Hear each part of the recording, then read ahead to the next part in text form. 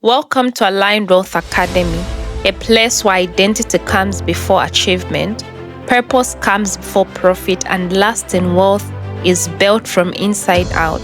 On this platform, we believe that true transformation begins when you discover who God created you to be. Because when your identity is aligned, your decisions will become intentional and your vision becomes clear, and your life begins to reflect your God-given purpose. Our mission is to ensure that we equip you with biblical wisdom, practical life principles, and financial literacy, as well as personal growth and purpose-driven leadership, so that you can build a life of impact, a life of stewardship, and a life of legacy. So whether you are searching for clarity, you are trying to rebuild your confidence, you're growing your finances, you're strengthening your mindset, or you're discovering your true calling, you're in the right place. Each and every lesson that we have on this channel is designed to help you think differently, to help you live intentionally, and also to walk boldly in the assignment that God has placed you in your life. Our channel is not mainly about creating wealth, but it is about becoming the person God created you to be and allowing everything else to flow from that foundation. So without wasting much of your time, grab your pen, your Bible, your notebook, and your pencil, and make sure to take notes as we learn, reflect, and grow together. See you on the other side.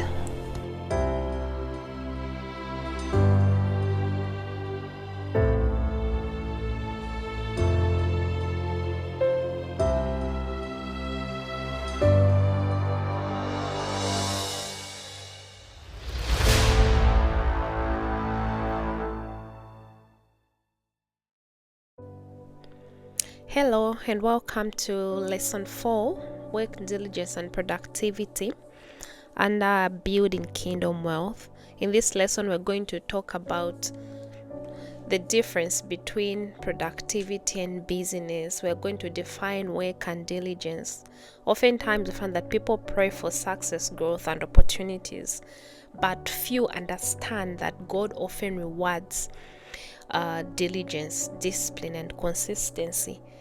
And productivity does not always mean being busy, but it's about being faithful with time, gifts, opportunities, and assignments that come to us. So in this lesson, we're going to understand why diligence matters, why productivity is spiritual and practical principle.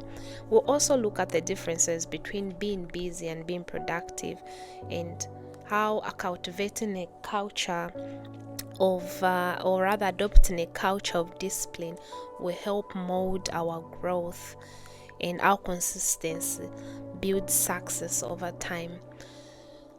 Some of the scriptures that we're going to look at are Proverbs 22 verse 9. It talks about how a diligent man will stand before kings. In Proverbs 10 verse 4, it talks about lazy hands making for poverty and diligent hands bringing wealth. When we read Colossians 3 verse 23, the Bible tells that whatever you do, work at it with all your heart. And John 15 verse 8 reminds us that God desires that we bear much fruit. And when we read Galatians 6 verse 9, the Bible tells us not to grow weary in doing good.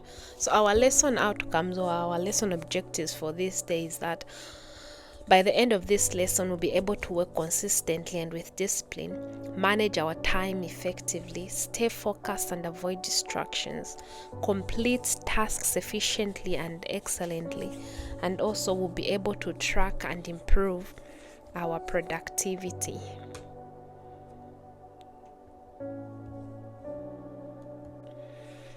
What is work diligence? Work diligence means consistent, careful, and committed effort toward a task, regardless of how small or big it is. In simple terms, this simply means that Whatever task that has been presented to you, you do it carefully, consistently, until you see the finish of that task, until you see the end goal of that task. Many of us start things that we don't finish. For something to be called consistent and committed work, we need to rise above the level of motivation. Oftentimes, we start tasks out of motivation. You are motivated to lose weight. You run 2-3 days. But what happens when that motivation goes? So work diligence. For it to be called diligent, you have to do it consistently. Whether you feel like doing it or not, you show up until you reach the end goal of that task. What are the key traits of diligence? Showing up every day, paying attention to detail, finishing what you start, being reliable and accountable, working even when you don't feel like it. A diligent person doesn't just start projects, they complete them with excellence. So for something to be called diligent, you need to be disciplined about it. Like, I'll give an example. In our daily lives, how many things have we ever started that we didn't finish because there was no one to motivate us to continue? How many things have we ever told ourselves, I will do this, but when that time came, we failed to see that thing to the ending? How many books have we started reading that we never finished? We went in a bookstore, admired a book at the shelf. We were motivated to read because of the title. But along the way, we failed to finish because we were no longer motivated. So it's the discipline part of diligence that will help us to see tasks to the finish. Doing something even when you don't feel like doing it. The same commitment we have with our jobs, waking up every day, even when you don't feel like going for it, but because you know that there's a reward at the end of the month, is the same discipline we should adopt even in our lives. When you desire change in your lives, you have to ask yourself, what am I willing to sacrifice for me to see the end goal, for me to see the future that I desire? Then you take calculated steps and start to working towards them diligently, and do not falter until that thing comes to pass. So a diligent person doesn't just start projects, but a diligent person ensures that you complete those projects with excellence. What is productivity? Productivity means producing meaningful results efficiently, using your time, energy, and resources. We confuse productivity with being busy, but someone can be busy without being productive. So let's, as we go further in the lesson, we'll learn to differentiate between productivity and being busy. What are the key traits of productivity? Working smart, not just hard. Prioritizing important tasks. Managing time effectively. Eliminating distractions and measuring results or outputs. So it's not just that we are doing something, but that which you are doing now, is it important for that time? The hard work you are putting into doing something, is there a smarter way of doing it and still achieve the same results? There is a saying that says there are many ways to kill a rat. So identify that which will reduce your workload, but you will still be able to achieve the same results at the end. If you have 100 things to do in a day, what are the important tasks for that moment? So those are the key traits of productivity. Working smart, not just hard, prioritizing important tasks, managing your time effectively, eliminating distractions. As you are doing that task, what are the common distractions that you are likely to encounter, and how can you eliminate them? And at the end of the day, when you've done that task, are you able to measure the results? Because it's pointless doing something if you are not able to measure the results of that thing. If you're not able to measure how far along you've gone into achieving that task. And a simple example we can give under this is two people are working 8 hours. Like a simple example we can give in order for us to differentiate between productivity and being busy. Two people are working 8 hours.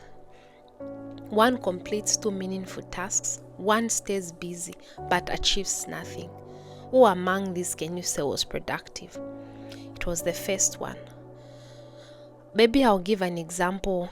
Let's say for women, on your day off, you know you have to clean the house, you have to cook, you have to at least do some laundry. Then the whole day you spend your time doing a little bit of everything. By sundown, you realize that you've washed part of the clothes, you've cleaned only one room of the house, you've cooked only one. Maybe let's say you've only cooked one pot of meat. You've not done the vegetables. You've not done either the rice, the nshima, and all that. But you had been busy touching little bits of everything. Then there's this other woman. She had the same tasks as you, but by sundown she has managed to completely clean the house. Who among those can you say was productive? So in us saying we were productive, what meaningful task were you able to complete in that day?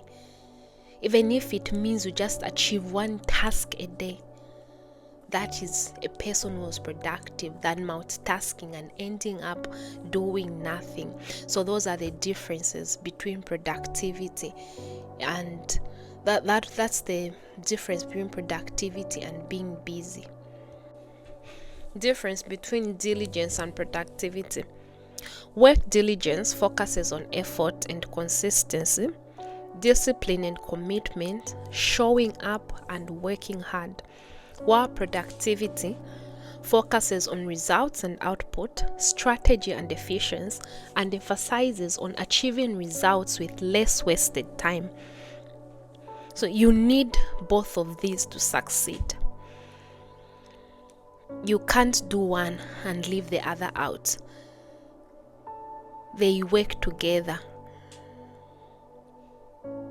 So under work diligence, you need effort and consistency in order for you to see the results that you see under productivity. You need discipline and commitment.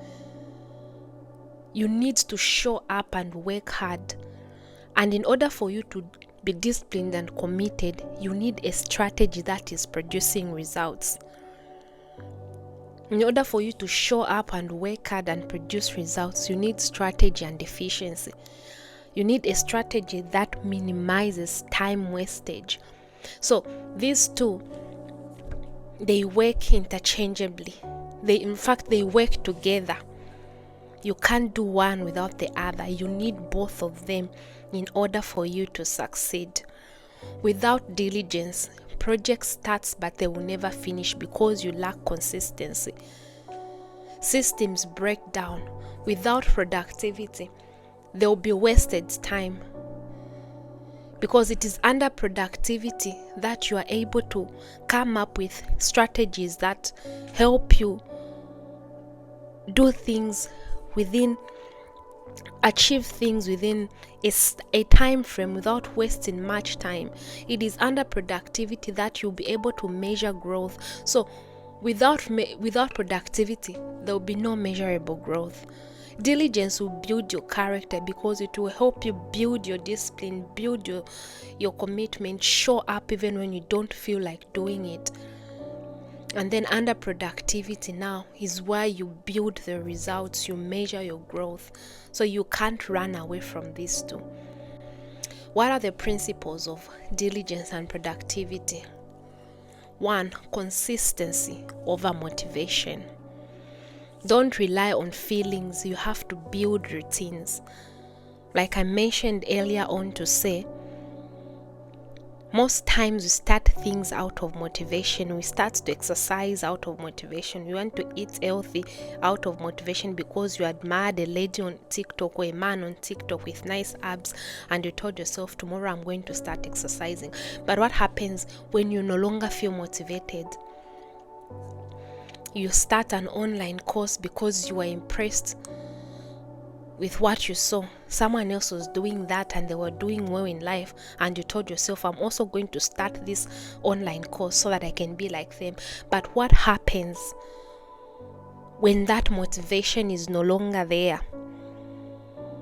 We build consistency by building routines around our lives.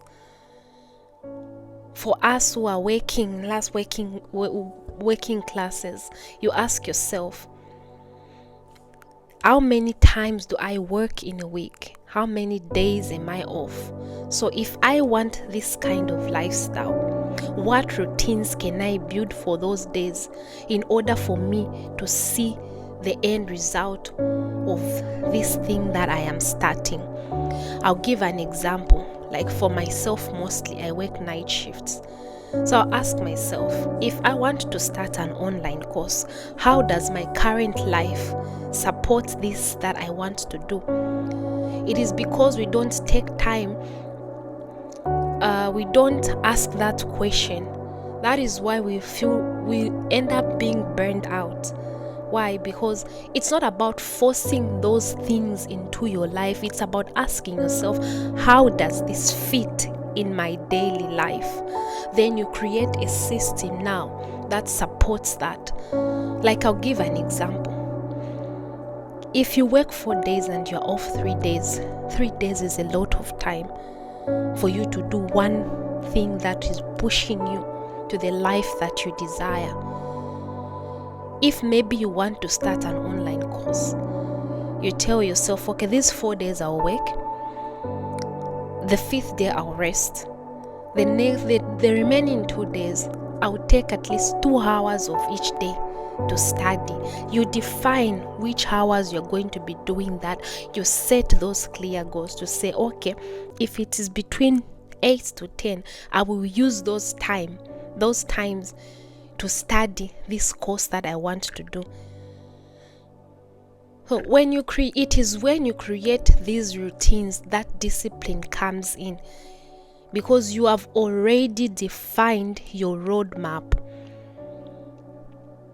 In order for you to move beyond motivation and build consistency, you need to build routines around your life. Define what time is for what. That way, you will be prompted to act at the right time. Focus on high-value tasks. When each day starts, ask yourself, what is it that I have to do today? And what is more important than the other? If everything is important, then nothing is important. So you have to identify which task is high value at this point. Then you focus on that and avoid distractions. Discipline your time. Number 3, plan your day. Set clear working hours and avoid distractions. Like I said, if you work and on your days off, how do you want your days off to be? Do you want to spend them just pressing TikTok throughout and say you didn't have time? It is because we do not set time blocks to our days. That's why we feel like we never have enough time. But each and every one of us has equal hours in a day. We have 24 hours. It is how we spend that 24 hours that determines the outcome of our lives. And in that times that you have set, what are the distractions you are likely to encounter and how can you eliminate them? You define all that. And then the fourth principle is you finish what you start. Incomplete work always leads to wasted effort. You started something, then you didn't finish it. That time that you spent doing that was just wasted, because in the end, whatever you focused your energy on didn't come to completion. So one of the principles of diligence and productivity is that we should always finish what you have started. Then measure your output. What is the essence of measuring your output? What is the essence of starting something if you are not measuring its progress? And how can you know you are almost at the end of the goal of your task if you're not measuring your progress? I'll give an example. If you say, okay, by the end of June or by the end of December, I want to save 10,000. How am I going to reach there? You make calculated steps. You define. For me to, let's say this is January and you want to save 12,000 by December. I want to save 12,000 by December. How are you going to get there? If you say you're going to be saving 1,000 each month, you have to be tracking your progress. You define how you're going to track the progress. Is it every 3 months? Is it every 4 months? If at 3 months you discover that you've only saved 1,000, you ask yourself, why wasn't I consistent? For where I am standing at now, is it possible for me to have the 12,000 that I intended to have? If it is yes, you continue with what you were doing. If it's no, you ask yourself, what am I not doing? So one of the main things that helps us know, or rather one of the main things that helps us create that discipline, is defining where you are going. I always give this example that if you want to go somewhere, you have to define your journey first. You have to define your destination first. Every journey starts with you knowing your destination. When you know your destination, then now you come back to point A and ask yourself, how am I going to get there? What route am I going to take? What distractions or obstacles am I likely to encounter? Like, I'll give an example. If you want to go to a different town, you don't first start by thinking of the train or the bus you're going to take. You first start by saying, I am going this way. So you've defined the end goal. In Habakkuk 2 verse 2, the Bible tells us that write a vision and make it plain, that it may run who reads it. Though a vision tarries, it will surely come to pass. So that principle should apply in our daily lives. Define first, write down, define where you want to be. In order for you to build discipline, then now make calculated steps on how you are going to get there. Then define how you're going to be measuring the progress, so that you know if you are almost there or you are far from there. The main reason why we measure output is for us to identify things that we can improve, things that we can continue, or things that we can eliminate. And measuring output will always lead to completed tasks, achievable results, and progress made. It's the same for those people who are in business. If you are doing a business, you don't just continue doing a business, whether you're making profits or losses. Each and every month you have to ask yourself, how much did I invest in this business? How much profit did we make? How much losses did we make? The money that we have at the end of this month, is it matching the money that we had put into? It should be the same with our daily lives. I'm putting so much effort in this. Am I yielding results? I'm putting so much effort in my children. Are they reflecting the effort I'm putting in them? If not, what can I change? I'm putting so much effort in my prayer life. Am I receiving the results of the effort I'm putting in? If not, what can I change in my prayer life? I'm putting so much effort in my work, but I'm not getting the desired results. What am I doing wrong? So we need to be measuring our output. I'm putting so much effort in my health. Why am I not improving? Why is my health going down? We have to learn the art, or we need to cultivate that act of asking the why question. Why is this making results? Why is it not making results? That why question helps us determine whether we are making progress or not, and helps us to identify things that we can change before they get worse. If you are in a relationship or in your marriage, ask yourself, do we still have that love we had when we started? If not, why? If yes, what can we do to ensure that this fire stays alive? So, these principles don't just apply to working, it applies to our daily lives. We need to be able to measure output in everything that we are doing. Time management systems. So time management is the process of planning and controlling how time is spent to maximize effectiveness.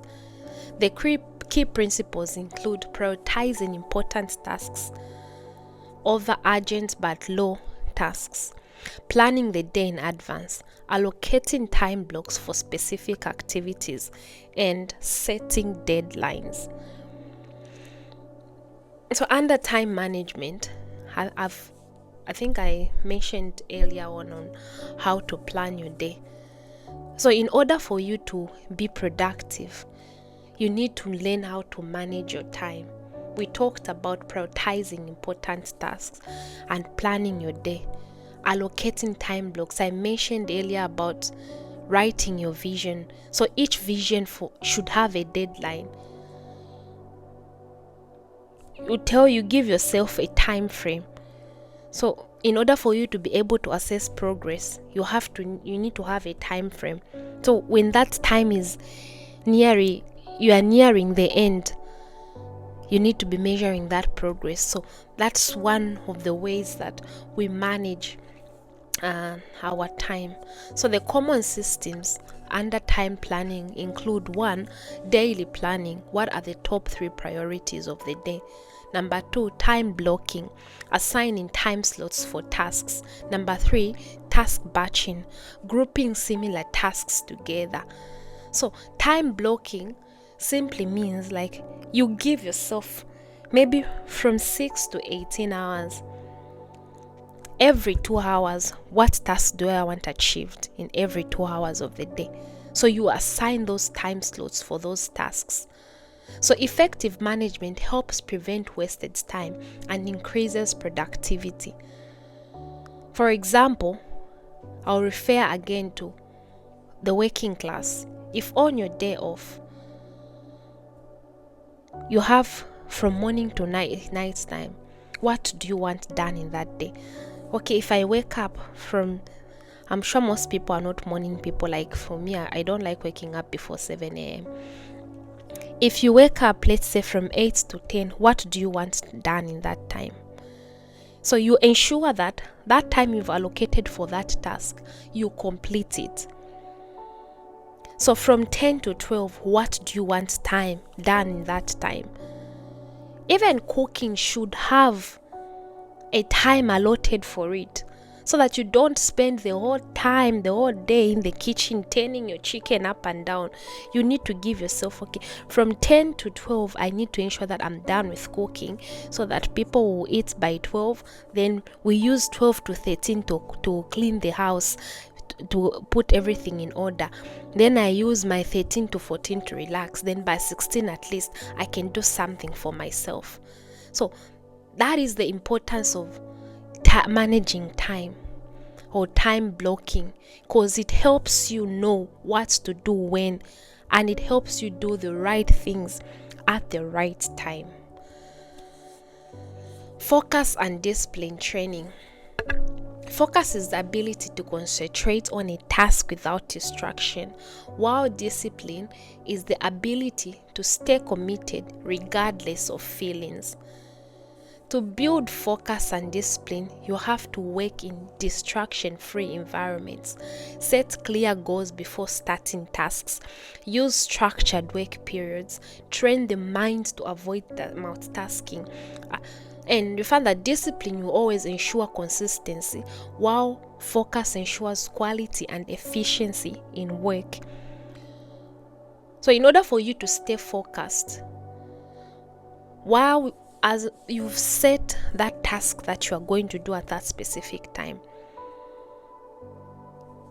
identify distractions you are likely to encounter and find ways on how you're going to eliminate if those distractions come. For example, I previously said maybe a woman, let's say on your day off and you plan that from 10 to 12 you want to cook, then someone shows up and says, can you please escort me to the market? Because you've defined your time, it's easy for you to say no, because you've already planned what you're going to do at that time. Sorry. You've already planned what you're going to do at that time.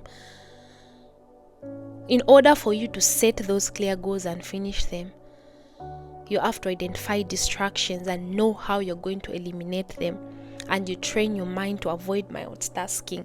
Multitasking feels like you are working, but it keeps you busy without being productive. In order for you to avoid the multitasking, doing a lot of things at the same time, that's where time blocking comes in, because you know what should be done when and at what time, and you do things at the right time and achieve the required, or rather the desired goal. Building daily routines. So how do we build daily routines? Daily routines are structured patterns of behavior that promote consistency and efficiency. A strong routine includes a clear start to the day, planning and goal setting, dedicating work periods, breaks for rest and recovery, end of day review. Routines reduce decision fatigue and help individuals stay organized, consistent, productive over time. These are just the same things that we've been mentioning, whereby you define what should be done when.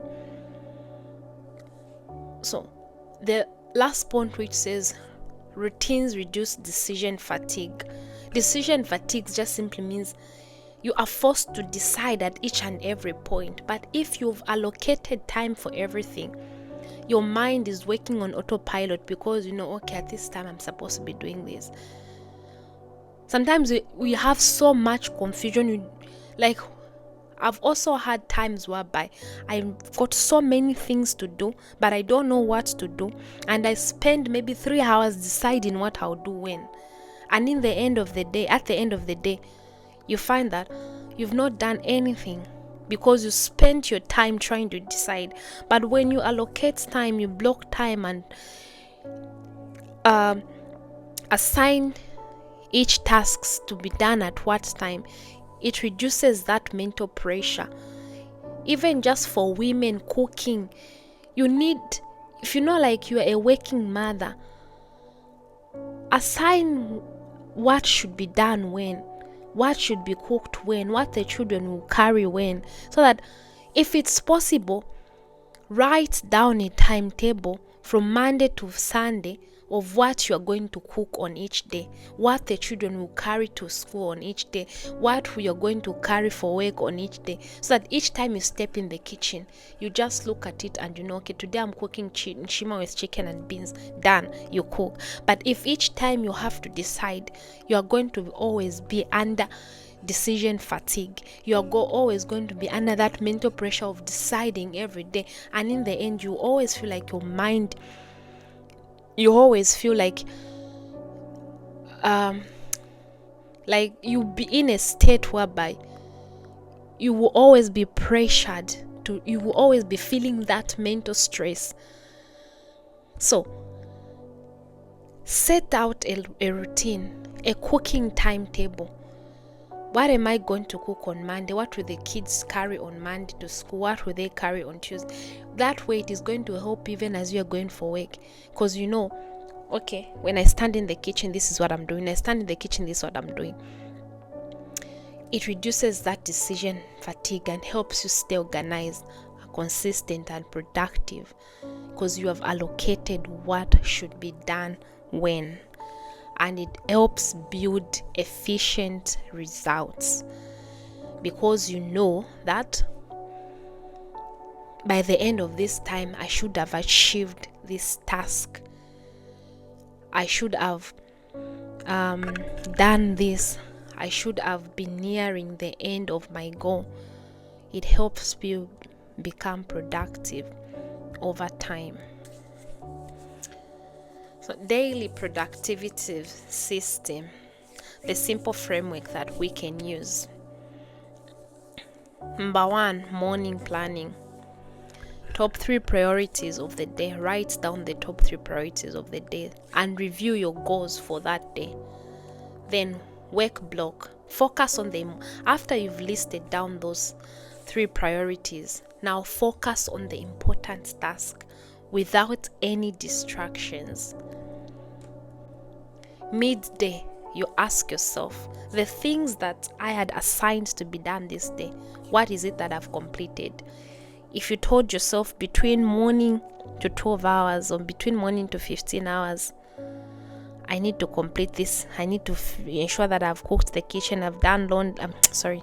I've cleaned the kitchen, I've done laundry, and I've prepared lunch. Did you complete any of these? If not, how can I readjust my plan? Work block 2.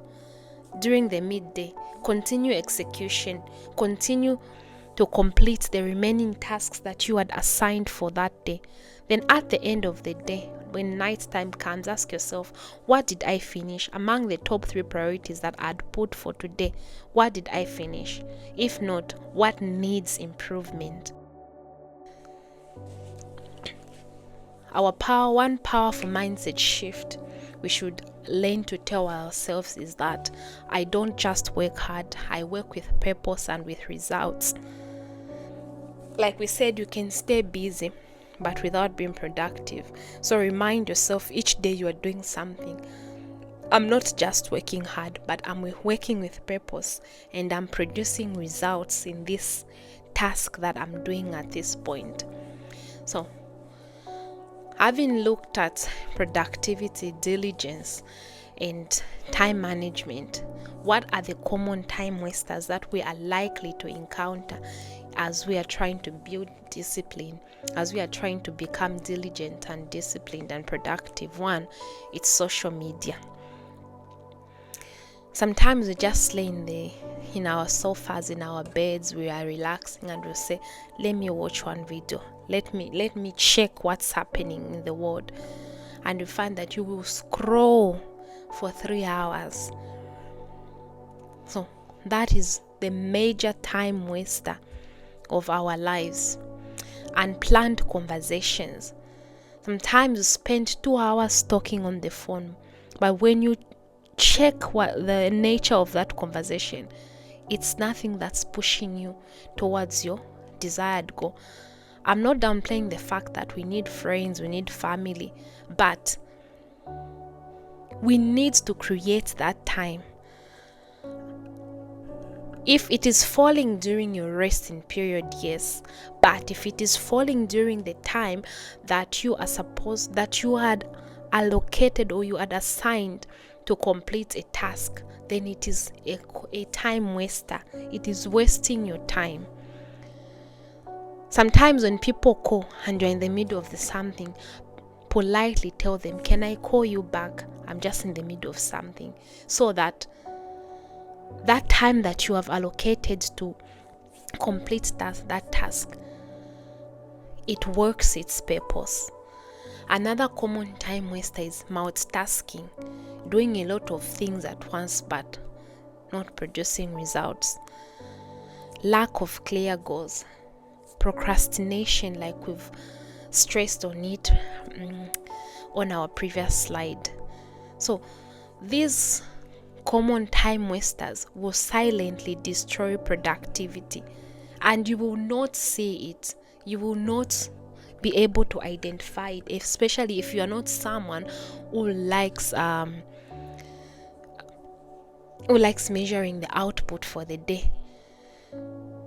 If you've set a task for each day and you are measuring your output at the end of the day, when you review why you did not complete it, it's very easy to spot these things out.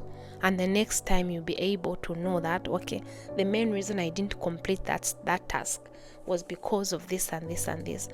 And that's why it's important to measure our progress, our results, our outputs each time that we have set a task, because it helps us spot out the common wasters or the common time wasters or the main reasons why we did not achieve our desired goal. So, eliminating distractions. How can we eliminate distractions when we have set our tasks, our goals for the day, when we've set our goals for the week, when we've set our goals for the year, for the month? One, distractions are anything that takes any attention away from important tasks, reducing productivity. The common distractions are what we mentioned: social media, unplanned interruptions, multitasking, and lack of clear goals. So to eliminate these distractions, create a focused workspace. Turn off unnecessary notifications. If you have assigned time to do maybe an online course, turn off your phone. Even if you are using your phone, turn off notifications so they don't pop up on your screen when you are setting. Set boundaries with others. Let people know, at this point I'll be doing this. When you call me, I may not be able to answer. When you come to my house at this time, I will be doing this. Set boundaries. When people call you, let people know to say, I'm doing this, so that they respect your work time. Then work with a clear plan. Like we talked about, writing a vision, setting goals, then calculating how you're going to achieve that goal. Work with a clear plan. Eliminating distraction improves focus, speed, and the quality of your work. So, how can we measure results and performance? Measuring results is essential to ensure that work is leading to real progress and improvement. I think I've explained this in one of the previous slides. So measuring results involves tracking completed tasks, monitoring time spent, evaluating results achieved, and reviewing your goals regularly. So, it's not just enough that you completed a task, but what time did you spend doing that task? Was there another way you would have reduced the time you spent? If maybe, let's say, one task took you 3 hours, that's where now working smart comes in instead of working hard. What strategies can I deploy in order for me to achieve this task in a lesser time than I spent previously? Evaluate the results achieved. Were they profitable or were they not? And how can I improve on it? What is it that I can remove? What is it that I can... So all those things. Review your goals regularly. Then, the common tools that we can include are checklists, daily or weekly reports, productivity trackers. Measuring performance helps identify our strengths, our weaknesses, areas for improvement, and whatever it is that gets measured always gets improved. If you regularly measure your finances, they'll get improved. If you measure your relationships, your friendships, your time and everything, they will get improved. So that is one of the main importance of measuring performance. It helps you identify strengths or weaknesses and also identify areas of improvement. So, to succeed as a person, a person must be diligent in effort, productive in execution, disciplined in routine, focused in work, and intentional in measuring results. To end our lesson for today, I would like us to ask ourselves, am I truly diligent, or do I only work when I feel like it? Am I productive, or am I just busy? What is one major change I will commit to starting today? What kind of a person do I need to become in order to achieve my goals? We need to reflect on these questions as we end our lesson today, and try as much as possible to put what we've learned into practice. We've learned about the difference between diligence and productivity. We've learned that productivity means doing something and achieving results. Diligent means committing to what we are doing until we see the desired goal, we see the end results. We talked about time management, how we can allocate times, how we can create time blocks for specific things each day, assigning time, assigning goals, setting clear goals, and measuring output.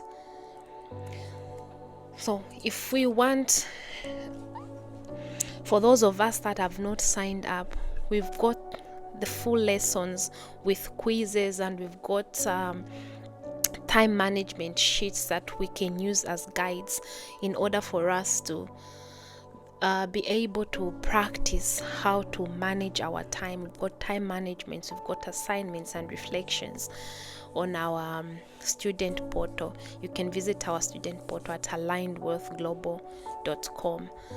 You go through the website, and when you go on the student portal, you'll find a scanner there. You can scan it so that you can download the learning portal on your phone as an app.